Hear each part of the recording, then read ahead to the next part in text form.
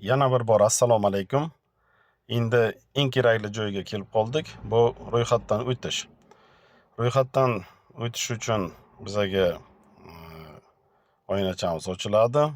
Yozdik familiyamizni, ismimizni. O'sha yozgan ismi shariflaringiz profillaringizda ko'rinib turadi. Telefon nomerimizni yozamiz. Yo'lovchimisiz, haydovchimisiz, ikkovidan bittasini tanlaysiz. Hozir ko'rib chiqmoqchi bo'lgan narsamiz bu yo'lovchini ro'yxatdan o'tkazish. Mana hamma ma'lumotlarimizni kiritdik bu yerga. Bu hammasi botga tashab qaytib kelganimizdan keyin bo'layotgan vaziyat. Saqlash va davom etish tugmachasini bosamiz.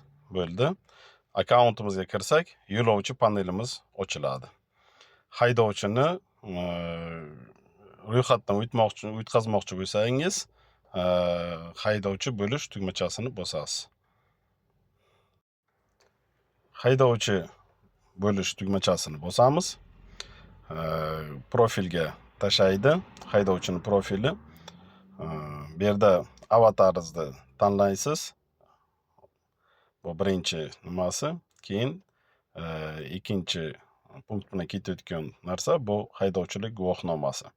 Faylda, ya'ni rasmga olgan narsalaringizni bu ikkita punktga tashlasangiz, saqlash knopkasini bosasiz. Profilimiz saqlandi. Endi avtomobil qo'shsak bo'ladi.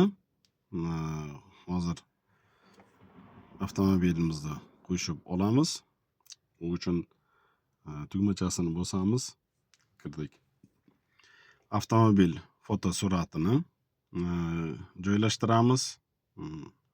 Asosiy foto bo'lib chiqib turadi. Yo'lovchilar, qiziqqanlar sizni avtomobilingizda ko'rib turadi.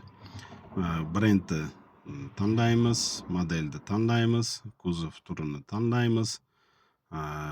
Yuk mashinasi bo'layotgan bo'lsa, uzunlik, kenglik, balandligini kirgizsangizda bo'ladi. Undan tashqari asosiy va majburiy bo'layotgan tashiyotgan narsalar bu texpasportni oldi, orqasi. Mashinangiz sizga taalluqli bo'lmayotgan bo'lsa, ishonchnomasini ham shu yerga tashlash kerak bo'ladi. Boshqa hujjatlar tashlamoqchi bo'lsangiz, mana bu ustunga tashlasangiz bo'ladi. Mana hamma ustunlarni to'ldirib bo'ldik. Avtomobil fotosuratini kiritdik. Mashinani markasini hammasini kiritdik. Ishonchnomalarimizni, texpasportlarimizni tashladik. Ishonchnoma bizada yo'qligi uchun bu ikkita mani ochiq qoldirdik. Saqlash knopkasini bosamiz. Ana endi avtomobil qo'shildi va moderatsiyaga jo'natildi. Mana ko'rib chiqsangiz bo'ladi. Bitta avtomobil, qo'shimcha yana avtomobil qo'shmoqchi bo'lsangiz yoki bir narsani o'zgartirmoqchi bo'lsangiz, bu hujjatlarga taalluqli narsa emas. Moderatsiyadan o'tgandan keyin hujjatlarni almashtirib bo'lmaydi. Moderatsiyadan o'tgandan keyin, tasdiqdan o'tgandan keyin sizga xabar keladi. O'sha zahot bemalol e'lon berib, saytdan foydalansangiz bo'ladi. Sog' omon bo'linglar. Trassada ko'rishguncha.